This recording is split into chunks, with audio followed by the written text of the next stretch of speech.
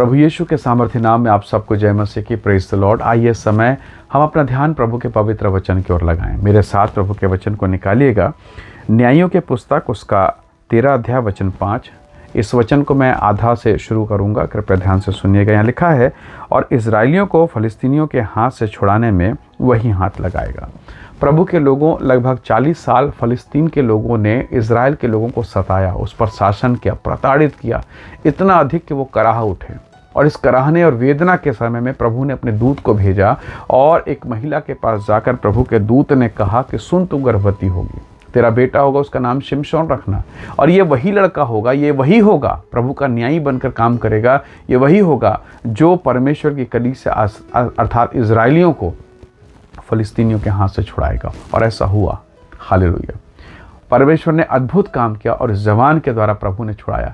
जब मैं इस वृत्तांत को पढ़ता हूँ तो हृदय आनंदित हो जाता है कि जब जब प्रभु के लोग पीड़ा में, अंधकार में, समस्या में थे, उन लोगों ने प्रार्थना किया, आंसू बहाए, उपवास रखा और प्रभु ने छुड़ाने वाला भेजा। हालेलुया। प्रभु के लोगों, मूसा के जीवन को देखिए।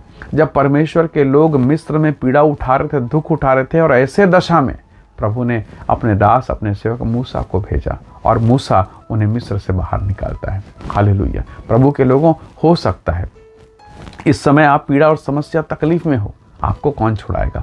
परमेश्वर के लोगों, यूहन्ना के सुसमाचार 3 अध्याय वचन 16 में लिखा है, परमेश्वर ने जगत से ऐसा प्रेम किया, उसने इकलौता बेटा दिया ताकि जो कोई उस पर विश्वास करे नाश ना हो परंतु अनंत जीवन पाए। यदि आज आप दुख में हैं, पीड़ा में है, क्लेश में है, जीवन के विषम परिस्थितियों से होकर गुजर रहे हैं, आज अपने हृदय को खोलिए। जैसे उन कठिन दिनों में मूसा का जन्म हुआ, उन कठिन दिनों में जैसे शिमशोन का जन्म हुआ, यदि आज आप कठिन दिनों में हैं, अपने हृदय को खोलिए और राजाओं के राजा प्रभु यीशु मसीह को अपने हृदय में जन्म लेने दीजिए। प्रभु ने कहा, देख मैं हृदय के द्वार पर खड़ा हुआ खटखटाता हूँ, यदि कोई मेरे शब्द को सुनेगा, दरवाज़ा खोलेगा, मैं भीतर आऊँगा। आज यीशु को अपने हृदय में आने दीजिए, उसे जन्म लेने दीजिए, उसकी महिमा को अपने हृदय में प्रकट होने दीजिए, और फिर देखिए प्रभु आपको उन बुरी परिस्थितियों से कैसे बाहर निकालता है। बाइबिल कहती है, प्रभु का वचन कहता है, जितनों ने उस पर विश्वास किया, अर्थात उन्हें जो उसके नाम पर विश्वास करते हैं, परमेश्वर के संतान होने का अधिकार दिया। प्रभु के लोगों, यीशु की पैदाइश अगर आपके हृदय में होगा,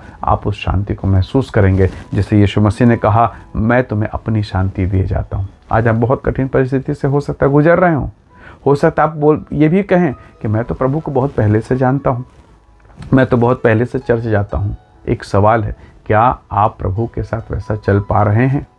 क्या आप उसके नियंत्रण में हैं? क्या आपने अपनी विषम परिस्थितियों को प्रभु के हाथों में दिया?